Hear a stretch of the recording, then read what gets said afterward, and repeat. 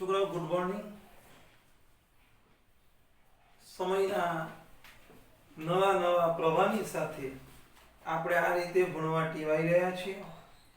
એની અંદર આજે છેલ્લો દાખલો 20મો બહુ સરસ આ લોકોએ કોલેજમાંથી તમને પીડીએફ બનાવ્યું છે.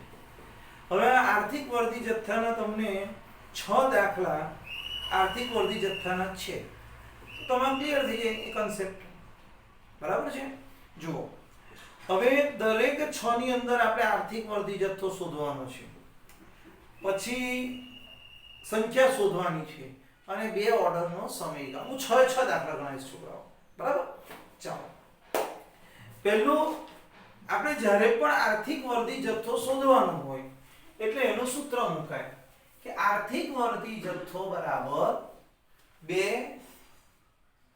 ગુણ્યા વ ગુણ્યા પ છેદમાં ખ અને ગુણ્યા ક. પણ આ કોમાં છે ને થોડું યાદ રાખજો કે કોની કિંમત ત્યારે જ મુકાય કે જ્યારે ટકામાં હોય, અને ટકામાં ના હોય ને રૂપિયા જ આપ્યા હોય ડાયરેક્ટ, તો પછી ક લખ્યો હોય તો કઈ નહીં લખવાનું, કિંમત નહીં લખવાની. હવે હું છે ને પહેલા અહીંયા બધું અહીંયા છૂટું પાડ્યું છે. જુઓ, દરેકનું માટે છૂટું પાડી આપીશ તમને. હવે વ એટલે શું કે વાર્ષિક વપરાશ. હવે તમને કેવો વપરાશ આપ્યો છે? દ્વિમાસિક. છોકરાઓ ઘણા વિદ્યાર્થીઓ શું કરે, સૂત્રો મૂકે લાંબા લાંબા, શું ટાઈમ બગાડવાનો. બે એસવાય બીકોમ માં 12 ને 6 18 ને 20 વર્ષના થયા. તો આ 600 જે તમારા છે એ કેટલા મહિનાના? 2. એટલે 2 વડે ભાગીએ ને 1 મહિનાનો વપરાશ આવી જાય ગુણ્યા 12 મહિના. ખ્યાલ આવ્યો? દ્વિ હોય તો 2, ત્રિ હોય તો 3, અર્ધવાર્ષિક હોય તો 6. તો 12 વડે ગુણ્યો તો 3600 આવ્યા. પ એટલે વર્ધી મૂકવાનો ખર્ચ, એને આપણે વર્ધી ખર્ચ પણ કહેવાય, અને ઘણી વખત ઇંગ્લિશ હિન્દી નામ હોય ઓર્ડર ખર્ચ પણ કહેવાય. તો 1000 આપ્યો છે. ખ એટલે વહન ખર્ચ. આ વહન ખર્ચ છે તમારો. ને વહન ખર્ચમાં છોકરાઓ વ્યાજ, વીમો બધું આવી જાય.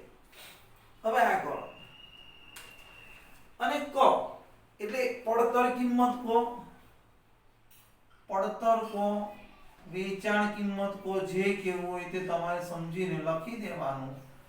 તે 400 છે. બરાબર છે? તો હવે સૂત્રમાં મૂકો. બરાબર છે? બહુ ધીમે ધીમે નહીં બોલું, આ દાખલા તમને આવડી જાય એવા જ છે. જો આ વર્ગમૂળમાં 2 વર્ગમૂળ પાડ્યું, 2 ના 2, વ એટલે આ 3600 અહીંયા લખ્યા, પ આ લખી દીધા, ખ 5%. ઘણા અહીંયા પણ શોધી નાખે છે તો પણ ચાલે. દાખલા તરીકે આ બેનું કરી નાખે 400 ના 5%. બરાબર છે? તો અહીંયા આ રીતે 72 લાખ છેદમાં 20, તો તમારા 3,60,000 વર્ગમૂળમાં આવશે. કેલ્સી વગર પણ થઈ શકે. 36 વર્ગમૂળ 6, 4 શૂન્ય છે એટલે 2 શૂન્ય.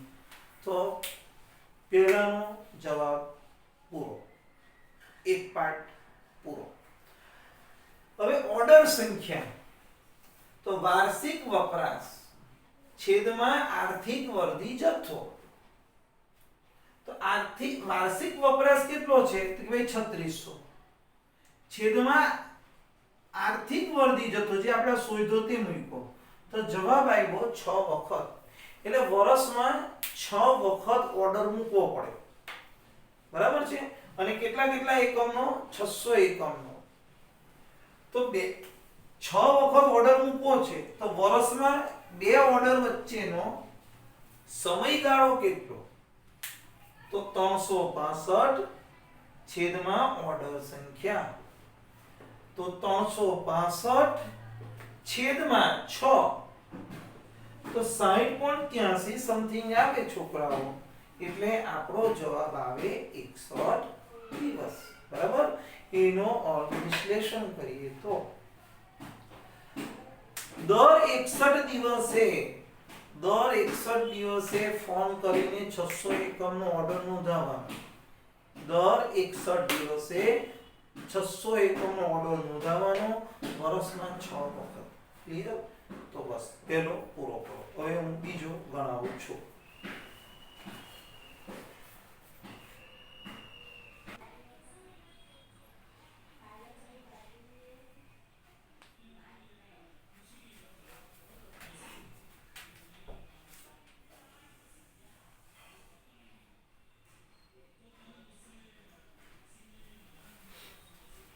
હવે છોકરાઓમાં બીજો ટોપિક, બીજો દાખલો.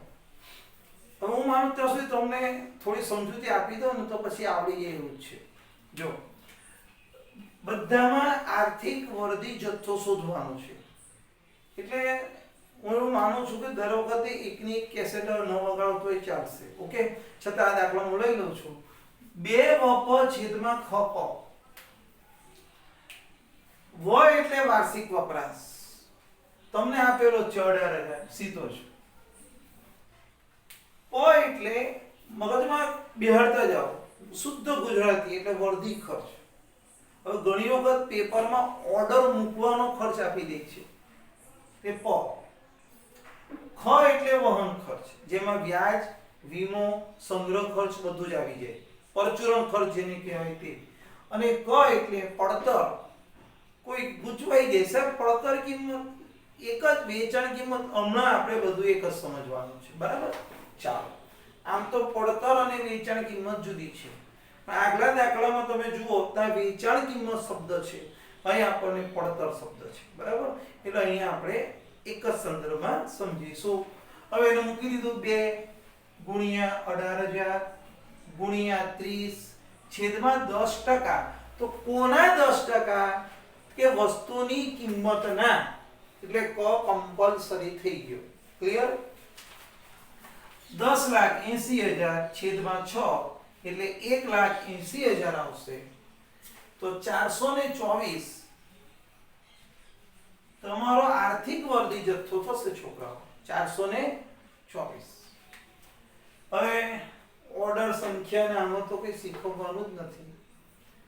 વાર્ષિક વપરાશ છેદમાં આર્થિક વર્ધી જથ્થો 18,000 છેદમાં 424 બરાબર 42.45.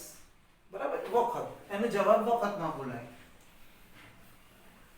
તો 2 ઓર્ડર વચ્ચેનો સમયગાળો 365 છેદમાં ઓર્ડર સંખ્યા, તો 362 છેદમાં 42 8.70.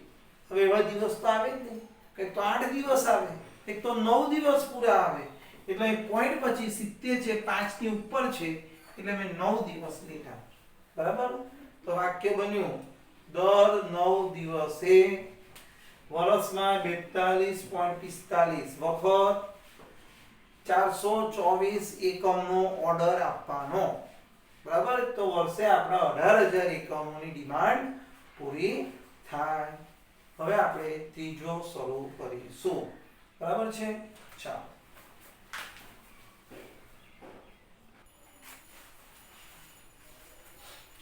છોકરાઓ, વિશ્વનો ત્રીજો દાખલો. આર્થિક વર્ધી જથ્થો. હવે હું એવું ઈચ્છું છું કે હવે હું તમને ખાલી સમજૂતી આપીશ. બરાબર? જો વ એટલે વાર્ષિક વપરાશ. બરાબર? હવે અહીંયા વાર્ષિક નથી આપ્યો, કેવો આપ્યો છે? દ્વિમાસિક. કયો શબ્દ છે? દ્વિમાસિક. તો દ્વિમાસિક એટલે 1500 છેદમાં 2 કરી દીધા. દ્વિ એટલે 2 ગુણ્યા 12 એટલે 9,000 તમારા વાર્ષિક આવી જશે. ક્લિયર? પ એટલે વર્ધી ખર્ચ કો ઇંગ્લિશમાં ઓર્ડર ખર્ચ. જો ઉપર તમને ઓર્ડર, બધા ઓર્ડર છે, પણ ચોપડીમાં વર્ધી શબ્દ મૂકે છે 400 રૂપિયા. ખ એટલે 10% અને ક એટલે પડતર કિંમત કે વેચાણ કિંમત. તો આ રીતે સૂત્રમાં આંકડા ગોઠવી દઈશું. બરાબર છે? હવે કઈ જ નવું રહેતું નથી, એટલે તમને આ આવડી જશે. બરાબર છે? જોઈ લો. 2 ગુણ્યા 9,000 ગુણ્યા 400 છતાં બોલી જાઉં છું 10%. કોના 10%? કે 200 ના. એટલે તમારા મીંડા જોઈ લેવાના. 72 લાખ છેદમાં 20 3,60,000. 36 નું 6 4 નું 2 વર્ગમૂળ આવી જાય ઈઝી થઈ ગયું કે એલસી વગર પણ પછી આ સૂત્ર મૂકીએ એટલે 24 જવાબ તમારો આવી જાય. હવે છોકરાઓ ચોથો દાખલો સાથે લઈ લઉં છું. આ ત્રીજો પૂરો થયો, હવે ચોથો.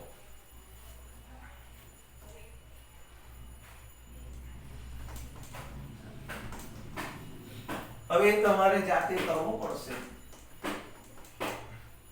જુઓ, વાર્ષિક વપરાશ તમને 10,000 એકમ આપી દીધો છે. ઓર્ડર ખર્ચ, ઓર્ડર મૂકવાનો ખર્ચ એટલે પ બરાબર 30 રૂપિયા પણ આપી દીધો છે. હવે છોકરાઓ આ ખ છે ને, ખ એટલે વહન ખર્ચ. હવે વહન ખર્ચની અંદર સીધું નથી આપ્યું અને ઘણા કે સાહેબ વહન ખર્ચ સંગ્રહ ખર્ચ તો સંગ્રહ આપેલો છે, ના, બધાનું ટોટલ કરવું પડશે. જુઓ, પહેલું તો તમારું 0.60 વીમા ખર્ચ, પછી 0.20 વ્યાજ ખર્ચ અને 0.20 સંગ્રહ ખર્ચ, તો ટોટલ 1 રૂપિયો થશે. ખ્યાલ આવ્યો? હવે ખ રૂપિયામાં આપ્યો છે ને, એટલે હવે તમારે પડતર લખવાની જરૂર નથી. ક ના આવે. કેમ ક ન આવે? ખ રૂપિયામાં છે, આ રૂપિયો 1. ખ રૂપિયામાં હોય તો ક લખાય નહીં. તો આ સૂત્ર શું થયું? આર્થિક વર્ધી જથ્થો બરાબર વર્ગમૂળમાં 2 વપ છેદમાં ખાલી ખ. ખાલી ખ. ક લખ્યો તો ચેકી નાખવાનું. સમજી ગયા? ચાલો, તો હવે આ 2 ગુણ્યા 10,000 ગુણ્યા 30 છેદમાં 1. ખ્યાલ આવી ગયો? તો હવે આ દાખલો તમારે જાતે ગુણાકાર ભાગાકાર કરી અને શાંતિથી કરવાનો રહેશે. ક્લિયર? ચાલો, એવી રીતના પાંચમો દાખલો પણ તમને આ જ રીતે હું શીખવી દઉં છું. આવડશે ને ભાઈ? જાતે કરતા કરવા પડશે, જાતે કરી શકશો. ચાલો, પાંચમો દાખલો.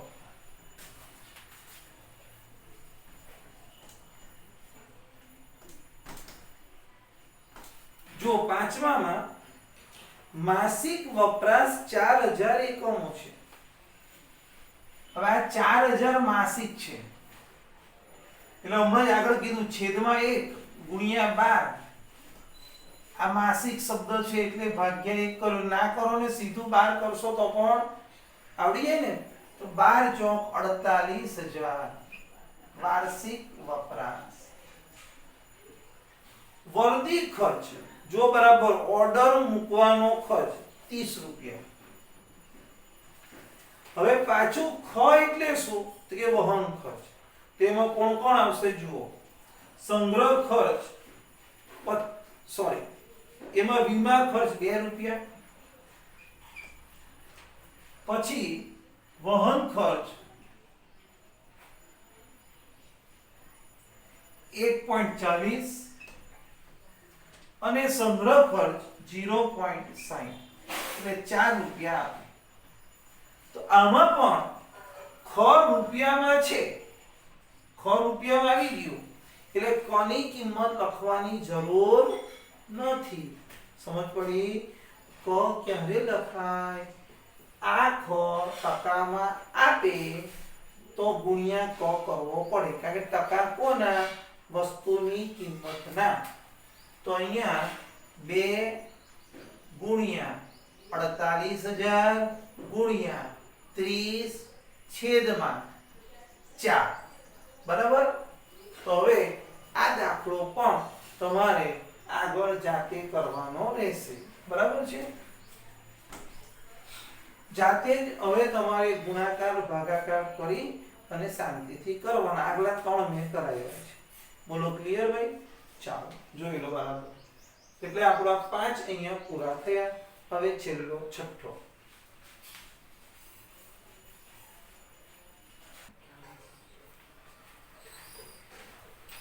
છોકરાઓ છેલ્લો ટોપિક પીડીએફ નો છેલ્લો દાખલાનો છેલ્લો ટોપિક આર્થિક વર્ધી જથ્થાનું સળંગ ચાલે છે. વ એટલે વાર્ષિક વપરાશ, પ બરાબર વર્ધી ખર્ચ ઓર્ડર ખર્ચ 75, ખ એટલે વહન ખર્ચ કો, સંગ્રહ ખર્ચ કો, કાલ ઉઠી તમને વ્યાજ ખર્ચ આપે. હવે યાદ રહી જવું જોઈએ વહન ખર્ચ કો, સંગ્રહ ખર્ચ કો, વીમા ખર્ચ કો, બરાબર કે વ્યાજ ખર્ચ કો, બધું એક જ. હવે આ રીતે મગજ પણ ચલાવવાનું. 25% અહીં ટકા આપ્યા હોય તો ટકા કોના? તો કે આ વસ્તુની કિંમતના, એટલે આ પડતર થઈ ગઈ. તેને હવે સૂત્રમાં મૂકી દીધું. 2 × 6400 ગુણ્યા 75 છેદમાં 25%. અહીં ક લખવો પડશે. ક કેમ લખવાનો? વસ્તુની કિંમતના.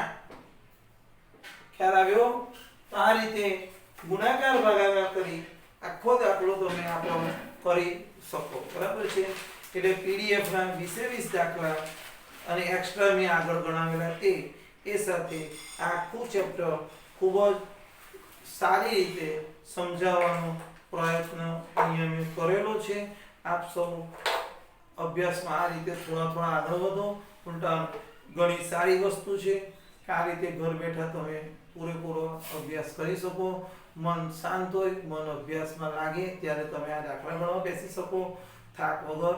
એટલે ફરીથી દાખલા ગણો અને એસઆઈ માટે તમે બધાને ફરીને બેસ્ટ ઓફ લક.